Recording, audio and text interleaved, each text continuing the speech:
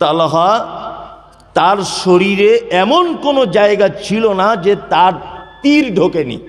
আল্লাহু আকবার।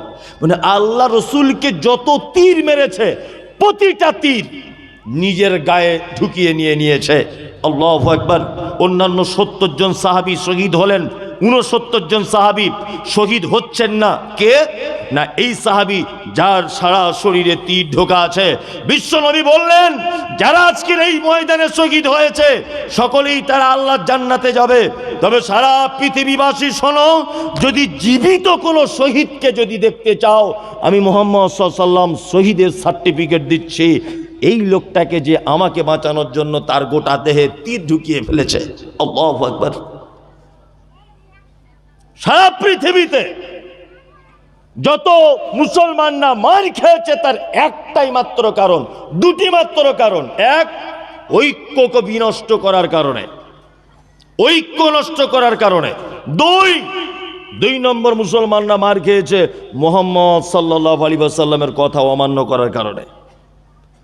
উহুদের যুদ্ধে 70 জন সাহাবী শহীদ হয়েছে। কতজন? 70 জন। আল্লাহ নবীর চাচাও ছিলেন এই 70 জনের ভিতরে। আল্লাহ নবীর চাচাও ছিলেন। কেন এই যুদ্ধতে পরাজয় ঘটেছে মুসলমানদের? একটাই মাত্র কারণ, আল্লাহ নবীর ওই গিরিপথ কথা মতো টিকে থাকতে পারেনি, তাই অমান্য করেছিল সাহাবীরা। এই কারণে যুদ্ধতে পরাজয় এসেছে। আপনার কাছে বিনীত অনুরোধ যে আপনি যদি সারা পৃথিবীর সমস্ত বিপদ থেকে বাঁচতে চান, কার কথা মতো চলতে হবে? আল্লাহ এবং মুহাম্মদ সাল্লাল্লাহু আলাইহি ওয়াসাল্লামের কথা মতো কি চলা লাগবে। চলছি তো? চলছি? হ্যাঁ, চেষ্টা করছি, তাই না? ইনশাল্লাহ যে চেষ্টা করছি। দেখুন ভাই, একটা কথা বলি, বয়স তো হয়ে গেল 60 বছর, আর তো টিকিট খুব বেশি দিন হলে 5 বছর আছে। এখনো যদি বলেন চেষ্টা করছি, তাহলে আর কবে ভালো হবেন? আর কবে ভালোটা হবেন বলুন তো? আপনার আর টাইম আছে? আর টাইম নেই, টাইম শেষ। বিনীত অনুরোধ, আপনি যদি নিজেকে বাঁচাতে চান, পরিবারকে বাঁচাতে চান, জাতিকে যদি বাঁচাতে চান, একটাই মাত্র রাস্তা, আল্লাহ যেভাবে চলতে বলেছেন সেভাবে চলুন। মুহাম্মদ সাল্লাল্লাহু আলাইহি ওয়াসাল্লাম যে পদ্ধতিতে জীবনযাপন করতে বলেছেন সেই পদ্ধতি অবলম্বন করুন, তাহলে বাঁচার একটা পথ আছে, তাছাড়া নাই। যারা এখানে বসে আছেন, আপনাদের কাছে আমার খুব বিনীত অনুরোধ যে এটা মাদ্রাসার কে জলসা না মসজিদের? মাদ্রাসার। আচ্ছা, মাদ্রাসার জলসা। আলহামদুলিল্লাহ, আপনারা আর্থিকভাবে সকলেই দিয়েছেন। রাত্রি এখন 12:30 বাজে।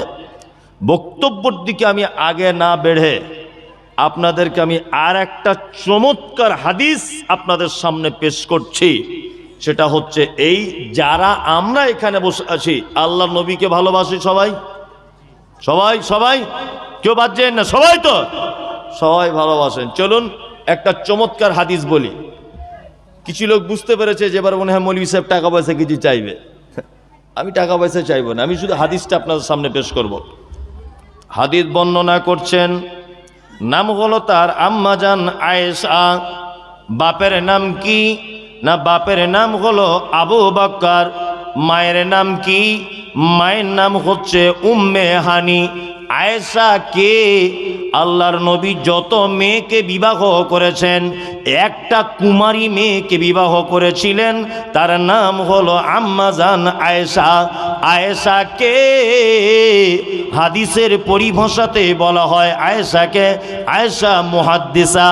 আয়েশা কে না? হাদিস যত বর্ণনাকারিণী মহিলা সাহাবিয়াতগণ ছিলেন, তার ভিতরে সব থেকে বেশি হাদিস বর্ণনা করেছেন আম্মাজান আয়েশা। আয়েশাকে বিশ্বনবী বলেন, আমাকে বিবাহ করার আগে আয়েশাকে 2 বার স্বপ্নের মাধ্যমে আমাকে দেখানো হয়েছিল।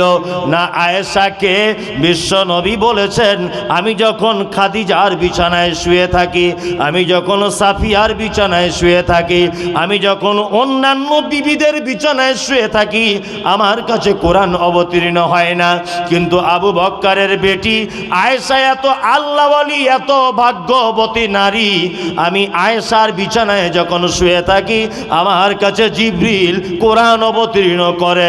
আয়েশাকে না, আয়েশার জীবনীতে বলা হয়েছে বিশ্বনবীর বিবি আয়েশা জীবনে 11,000 মেয়েকে তিনি কোরআনের হাফেজা তৈরি করেছিলেন।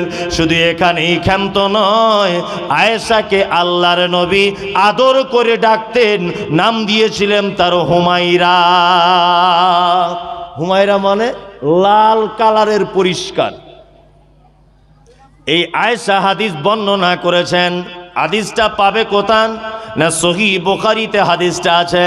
হাদিসও বর্ণনা করেছেন আয়েশা, কোন বিবি নবীজিকে করিলেন জিজ্ঞাসা, ও গো নবী তব সাথে দেখা হবে কার? নবী বলে দুনিয়াতে হাত লম্বা যার। মা আয়েশা বলে এ কথা যখন শুনিলাম কানেতে, কাঠখণ্ড লয়ে হাতে লাগিলাম মাপিতে, দেখিলাম ও বিবি সাউদার হাত লম্বা বলি, আমার মুখেতে ও গো পড়ে গেল কালি।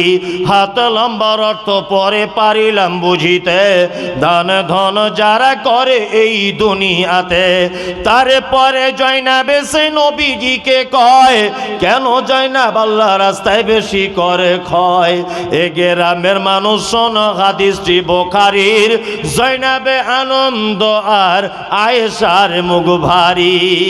আম্মাজান আয়েশা বিশ্ব নবীকে ডেকে বলছেন, ও দয়ার নবী গো, কিয়ামতের দিনে লক্ষ কোটি মানুষ যেদিন এক জায়গায় থাকবে, আপনার সঙ্গে প্রথমে কার দেখা হবে?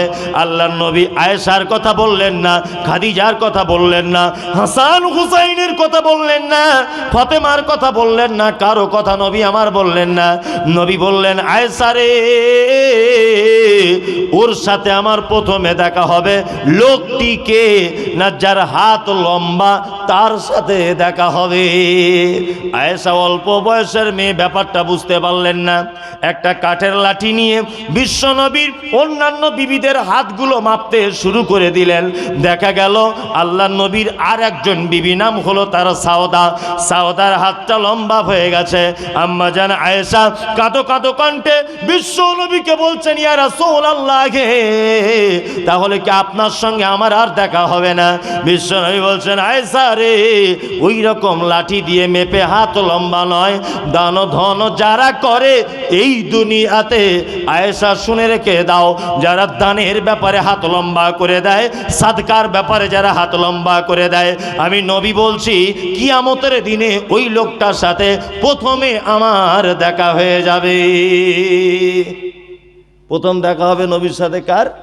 নবী বলছেন যার হাত লম্বা তার, দানের ব্যাপারে। এটা একটা বুখারী হাদিস আপনাকে বললাম। এই ব্যাপারে তো হাদিস গাদা গাদা আছে দানের ব্যাপারে, বলতে সময় সাপেক্ষের ব্যাপার। যাই হোক, বিরক্ত আমি আর করছি না। আপনাদের কাছে আমার একান্ত অনুরোধ,